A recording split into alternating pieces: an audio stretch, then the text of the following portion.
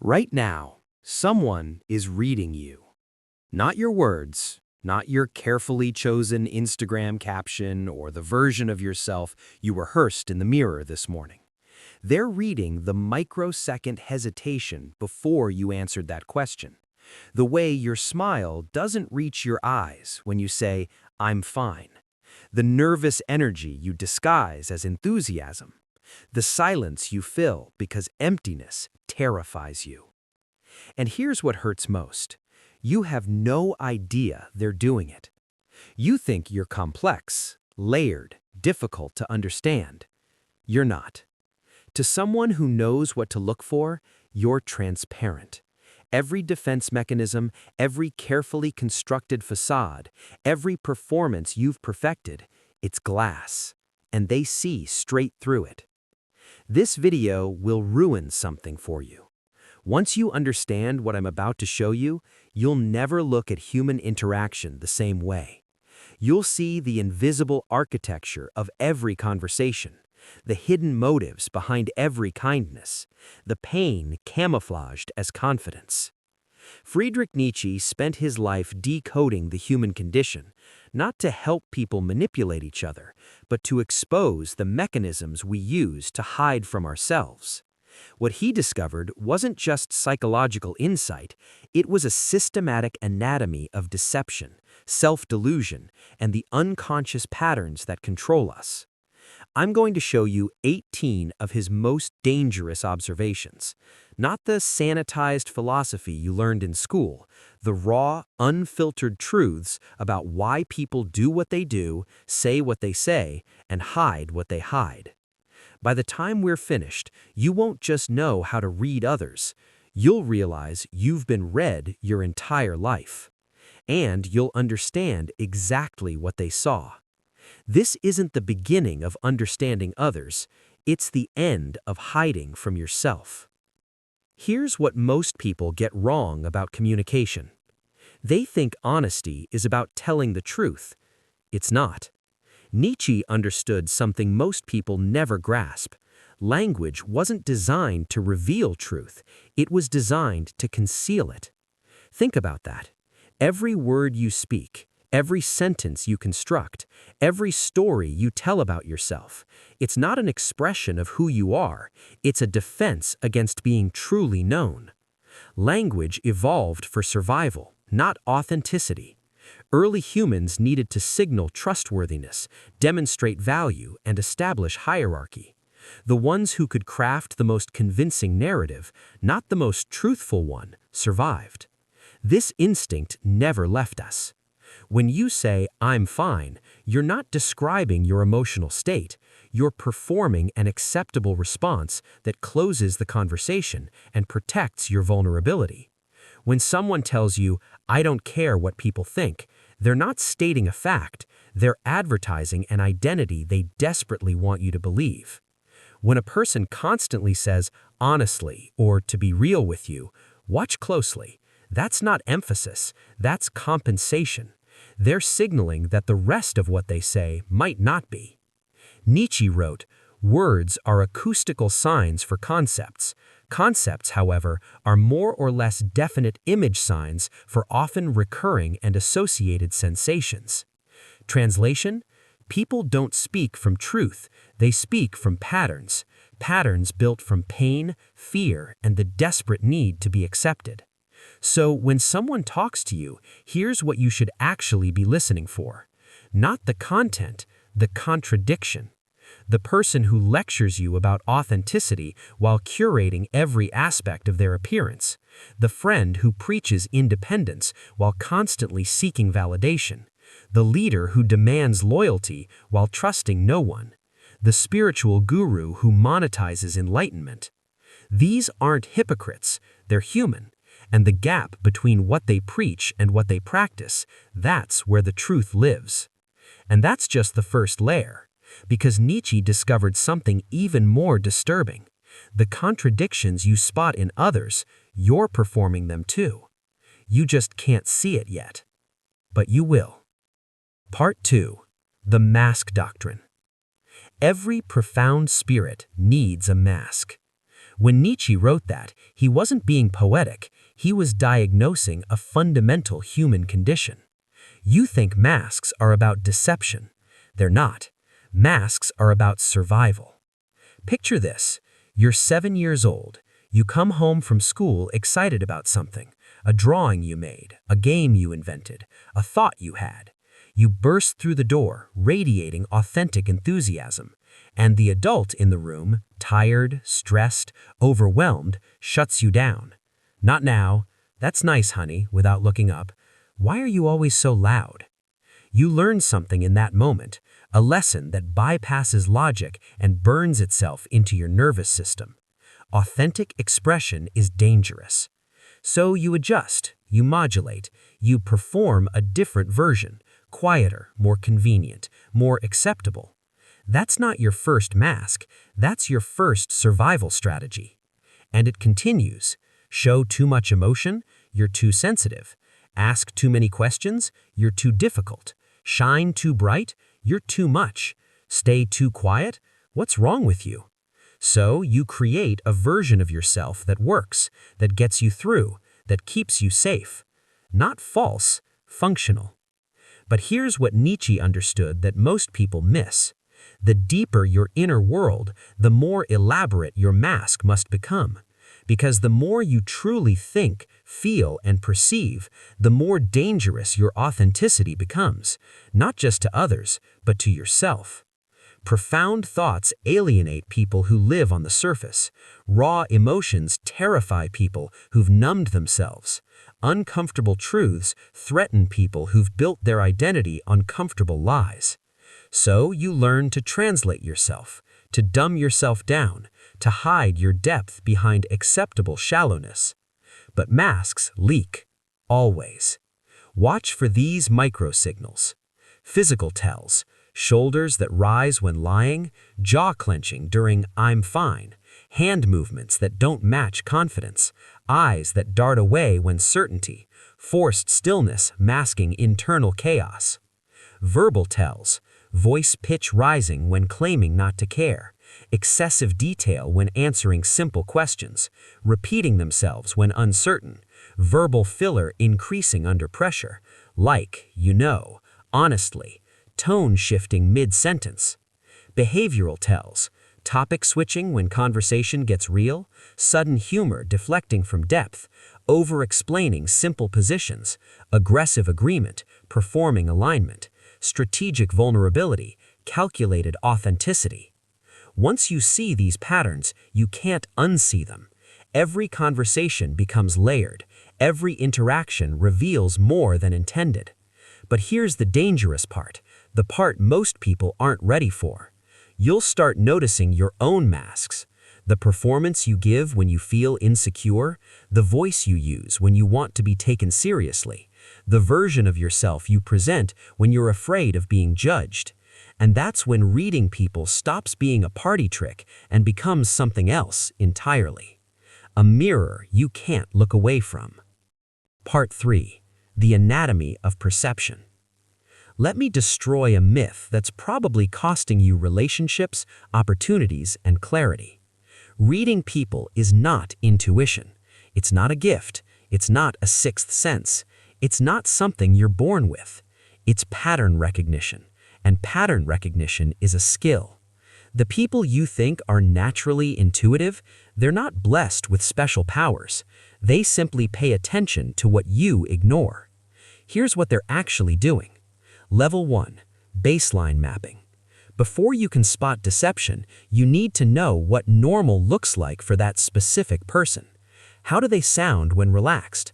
What's their natural pace of speech? Where do their eyes go when thinking? How animated are they in comfortable conversation? This is data collection. Silent, patient, systematic. Level 2. Deviation detection.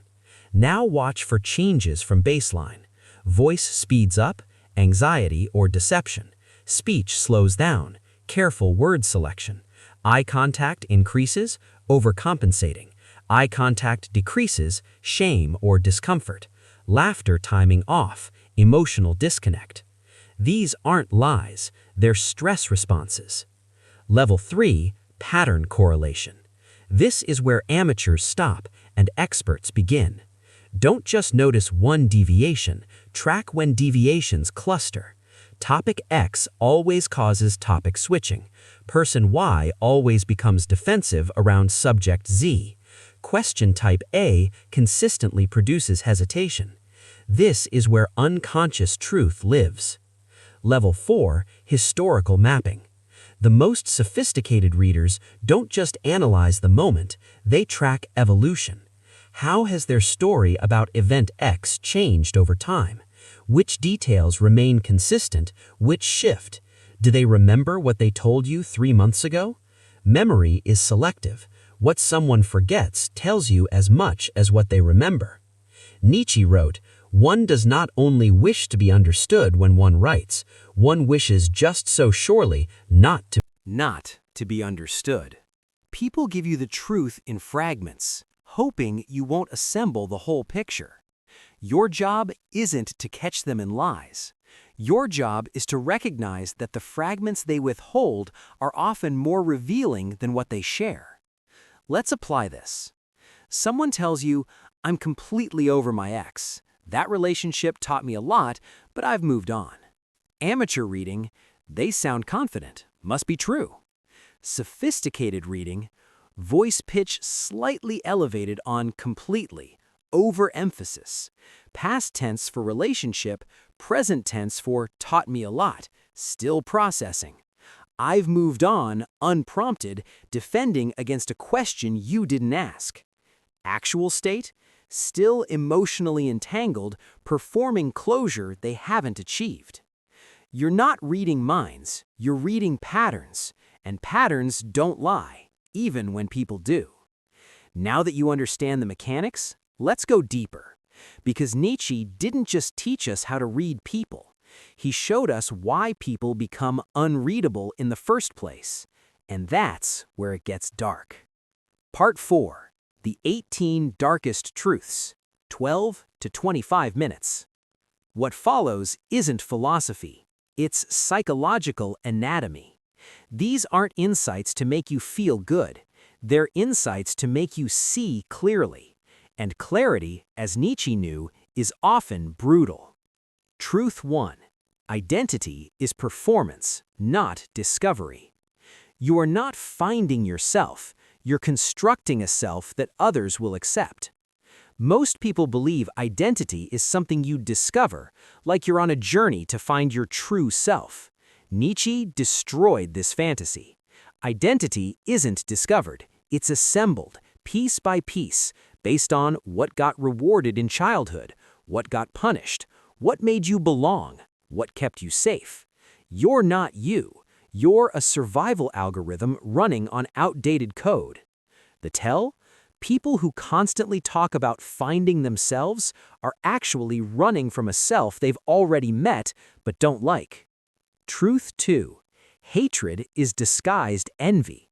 We don't destroy what we despise. We destroy what we secretly want to become. Watch who someone attacks, not casually disagrees with, attacks. The gym girl mocking the fake natty influencer, he wants that physique. The artist raging against sellouts, she wants that success. The intellectual dismissing pseudo-intellectuals, he wants that platform. Hatred is desire wearing a disguise. People don't waste energy on what they genuinely don't care about. The pattern? The intensity of disgust reveals the depth of suppressed desire. Truth 3. Morality is autobiography. Your values aren't universal principles, they're your trauma speaking. Every belief system is scar tissue formation. The person obsessed with loyalty, they were betrayed. The one who preaches radical honesty, they were lied to. The friend who won't tolerate drama, they grew up in chaos. Your values aren't what you discovered to be true, they're what you needed to survive. The tell? The more rigid someone's moral framework, the deeper the wound it's protecting. Truth 4. Silence isn't peace, it's calculated. The quiet ones aren't calm, they're collecting data. Nietzsche understood, Silence is the most active form of observation. When someone goes quiet in conversation, they're not disengaged. They're cataloging. They're watching your patterns. They're deciding whether you're safe. The most dangerous people in the room aren't the loud ones. They're the ones who've learned that silence is power. The pattern? If someone suddenly goes silent after being engaged, they just reached a conclusion about you, and they're not sharing it. Truth 5. Desperation masquerades as independence. I don't need anyone often means I've given up on being chosen. Watch for the person who aggressively broadcasts their independence. I'm perfectly happy alone. I don't need a relationship. I've always been a lone wolf. This isn't strength. It's resignation dressed as empowerment. Real independence is quiet. It doesn't announce itself. Performed independence is a defense against anticipated rejection. The tell? The louder the claim, the deeper the loneliness. Truth 6. Criticism is self-portraiture. Every judgment you make about others is a confession about yourself. Nietzsche's principle, criticism is autobiography. When someone constantly criticizes, people are so fake, they feel inauthentic. No one has integrity anymore, they compromise their values. Everyone's so superficial, they feel empty inside. What you attack in others is what you can't forgive in yourself. The pattern? Track what someone consistently judges. That's their deepest shame. Truth 7. Confidence is often guilt in costume. The most self-assured are often the least self-forgiven. Real confidence is quiet, easy, undefended. Performed confidence is loud, rigid, aggressive. The person who constantly proves their worth, unprompted credentials, unsolicited achievements, defensive superiority, they're not confident, they're atoning. The tell? Confidence that needs constant validation isn't confidence, it's penance. Truth 8. Childhood never ends, it repeats. You're not living your life, you're reenacting your childhood. The adult who needs constant reassurance? Neglected child. The person who can't accept compliments? Criticized child. The friend who overshares immediately? Invisible child, desperate to be seen. Behavior isn't random, it's biographical. Every pattern you're running is a childhood survival strategy that never got updated.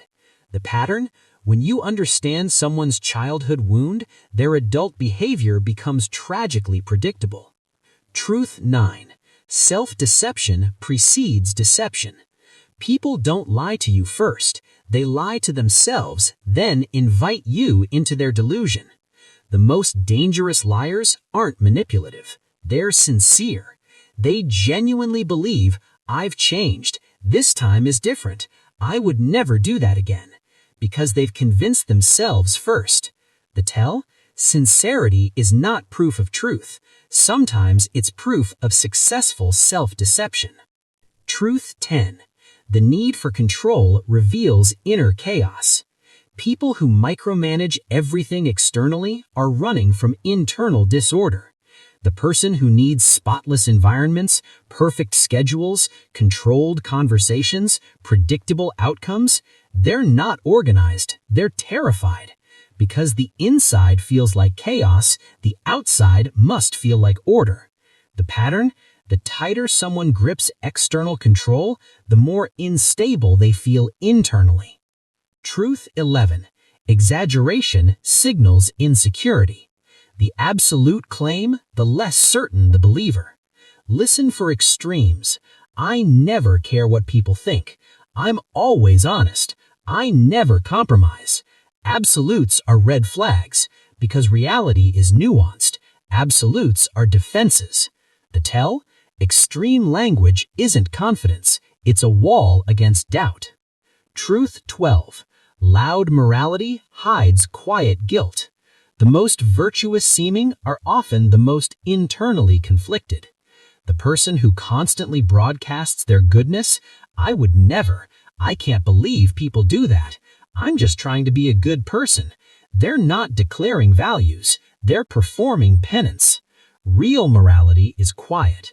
Performed morality is self-forgiveness theater. The pattern? The louder the virtue signaling, the deeper the hidden shame. Truth 13. What you defend most, you doubt most. Over-explanation is the language of uncertainty. When someone explains their position excessively, unprompted justifications, defensive elaboration, preemptive argumentation, they're not explaining to you, they're convincing themselves. Certainty doesn't need defense. The tell? The more someone explains their beliefs without being asked, the less stable those beliefs are. Truth 14. Fear of being forgotten drives attention-seeking. The loudest in the room aren't confident, they're terrified of becoming invisible. Constant posting, sharing, broadcasting, it's not vanity, it's existential anxiety. If I'm not seen, do I exist? Attention addiction isn't narcissism, it's fear of irrelevance. Truth 15. People don't speak from logic, they speak from scars. Every opinion is a wound wearing a worldview. Political beliefs, philosophical positions, lifestyle choices, none of it is purely rational. It's all biographical. Your politics come from your childhood power dynamics. Your relationship philosophy comes from your attachment wounds. Your work ethic comes from how value was demonstrated to you. The pattern? You don't have beliefs. Your trauma has conclusions. Truth 16.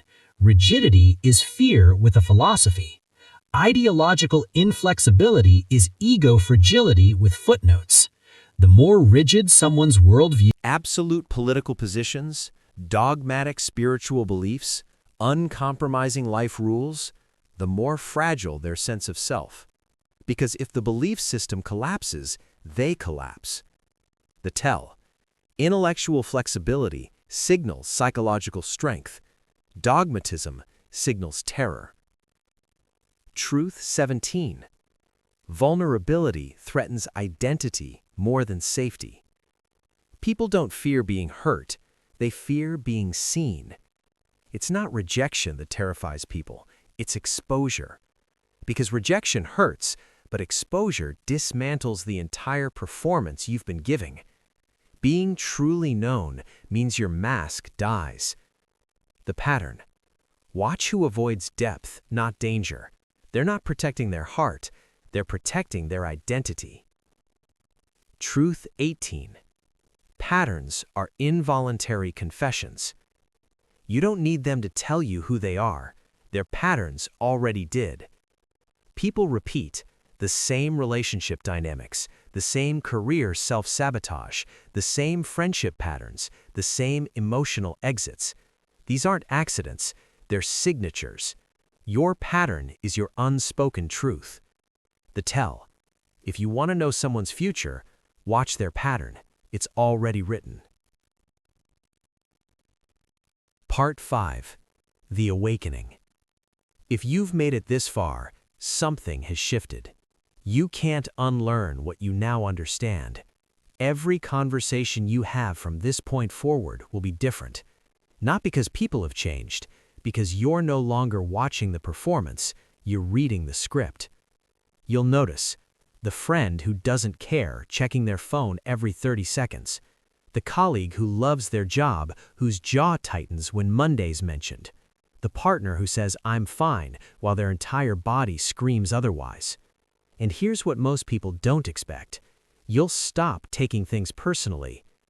Because you'll finally understand it was never about you.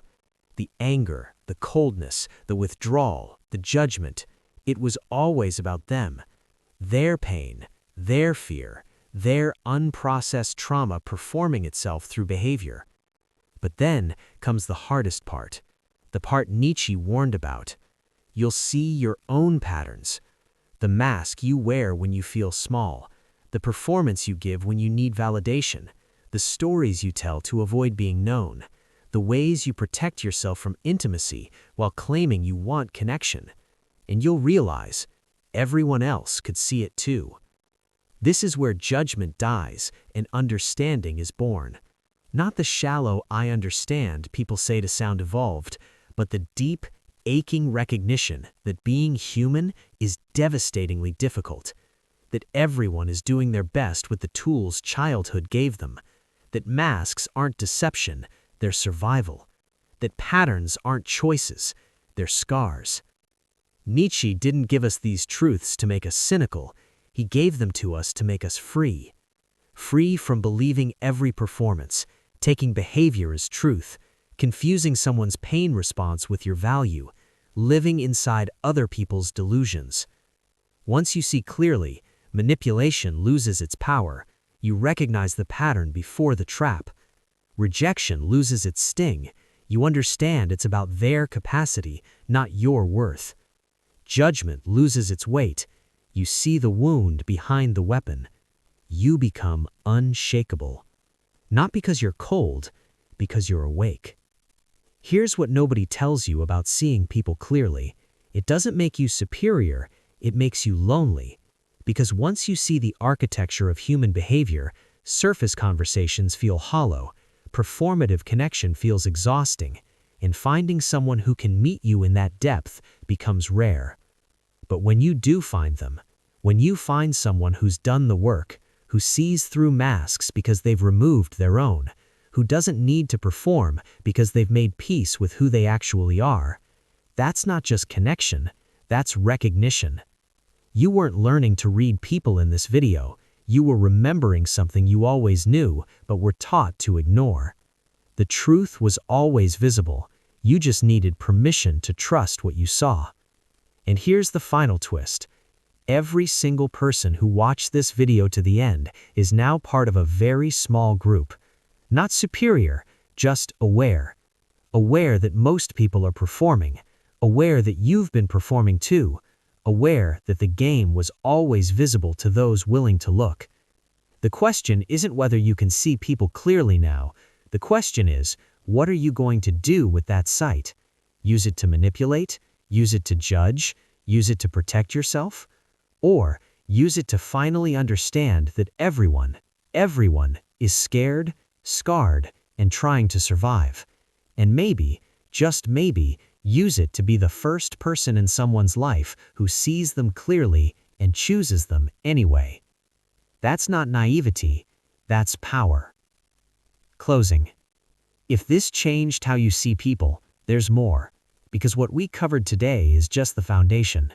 Next video, the dark art of strategic silence, why the smartest people say less. Comment below which truth hit hardest, and if you recognized your own patterns in this, you're not alone. Nietzsche wrote one more thing. The snake which cannot cast its skin has to die. As well the minds which are prevented from changing their opinions, they cease to be mind. You've seen behind the mask now. The only question left is whether you're brave enough to remove your own.